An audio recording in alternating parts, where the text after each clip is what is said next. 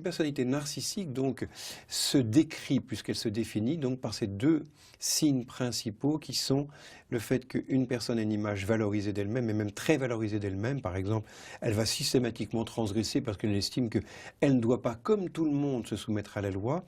Et deuxièmement, quand on lui dit « mais ce que tu fais me fait souffrir ». Ouais, mais tu sais, d'abord tu l'as bien cherché. Hein. Et donc ces personnes-là donc, sont totalement incapables de ressentir la souffrance de l'autre. Un exemple concret. Par exemple, un mari qui bat sa femme, malheureusement, on sait aujourd'hui combien ça peut être fréquent. Si on le prend en flagrant délit, il ne pourra pas nier les faits, mais à la fin, il va dire « oui, bon, d'accord, c'est vrai, hein, mais reconnais quand même que tu l'as bien cherché. Hein, d'accord, j'ai fait ça, mais tu sais, hein, j'étais tellement fatigué. » Et donc finalement, par cette dernière parole, il va annuler tout le mal qu'il a fait, et plus que cela, il va accuser l'autre et brouiller la frontière du bien et du mal, ce qui est très typique des personnalités narcissiques. Un critère qui pour moi est très concret et que j'utilise volontiers, qui caractérise une personnalité narcissique, c'est une personne qui ne se remet jamais en question, qui, lorsqu'on le met devant son erreur, soit se justifiera, soit s'affaissera, soit vous le fera payer, et que de toute façon, même s'il reconnaît, ne changera pas.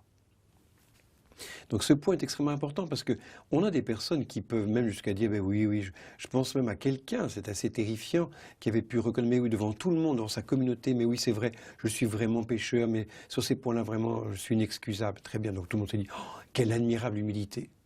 Il n'a rien changé. Donc le critère ultime, c'est de reconnaître. Je vais donner un autre exemple. Je pense je pense à un fiancé qui systématiquement arrivait en retard. Et ça fait partie de ma culture familiale. Pour nous, l'important, c'est la relation, c'est pas d'être précis. Et sa fiancée disait, moi j'ai besoin un peu de précision, moi ça m'insécurise quand tu me dis, tu arrives à 8h, tu arrives à 8h30. Et j'ai vu, donc on lui fait la remarque une première fois, mais toi ça, ok, c'est ta culture familiale, mais ça fait souffrir l'autre. Et une fois, deux fois, donc à 1 mois, 2 mois de distance, il continue, il dit, voilà une personne qui est totalement insensible à la souffrance de l'autre, qui s'auto-justifie. S'il ne change pas pendant qu'il est fiancé, il ne changera pas pendant qu'il est marié. Et là, on a un trait narcissique qui risque d'être un peu structurel et qui, moi, me ferait soupçonner qu'il peut y avoir derrière quelque chose de plus profond.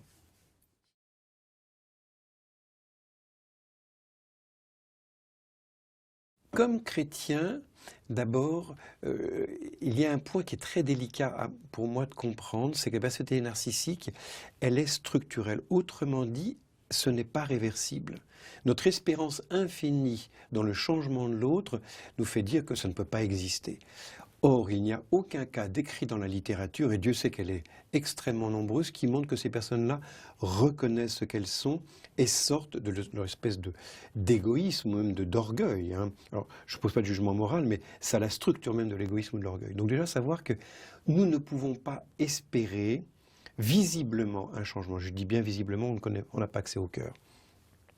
Maintenant, concrètement, aussi pour un chrétien, je pense que c'est important de ne pas brouiller. On va prendre un exemple concret. Imaginons par exemple que je suis dans un groupe de prière et j'ai une des personnes dans mon petit groupe de partage qui systématiquement, alors qu'il n'y a qu'une demi-heure et qu'il y a 10 personnes dans le groupe, prend 15 minutes pour partager. Donc laissons que 10 minutes aux 9 autres personnes.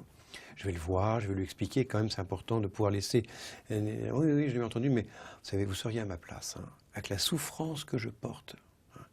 Vous comprenez? Et puis c'est quasiment le seul lieu où je peux parler. Hein. Donc j'expliquais, oui, très bien, c'est vrai, je comprends.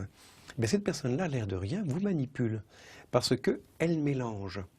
Vous réagissez comme chrétien avec votre cœur compatissant, alors que vous devez réagir aussi comme responsable du groupe de partage et lui dire, en tant que chrétien, je comprends très bien ce que tu dis et j'ai vraiment la compassion pour ce que tu souffres, maintenant comme responsable, mon devoir est de donner la parole à chacun. Donc c'est important pour nous chrétiens de savoir distinguer ce qu'on appelle les identités de rôle et prendre en compte aussi des dysfonctionnements, donc de les connaître pour réagir en fonction d'eux. Je pense que par rapport à cela, hein, il nous faut sortir d'une naïveté qui fait croire que toute personne peut, je répète, visiblement changer. Donc nous informer, bien vérifier par quelqu'un d'expert ce diagnostic et ensuite savoir qu'il y a véritablement des conduites à tenir. Ce qu'il faut faire, ce qu'il faut éviter. Par exemple, souvent une structure paranoïaque, de savoir que donc les éviter augmentent leur tyrannie. Un autre fait très important, comme il brouille totalement les frontières entre le bien et le mal, de savoir que la culpabilité qu'on ressent ne correspond pas à quelque chose qui est en nous. Et donc savoir se dire non, non, de fait le mal dont il m'accuse n'est pas vrai. Donc de savoir bien distinguer les rôles de victime, sauveteur, bourreau. Pourquoi est-ce qu'on a tellement de mal à comprendre les personnalités narcissiques? Ce sont des personnes qui retiennent tout, ne donnent rien, et c'est parce que nous sommes faits pour nous donner.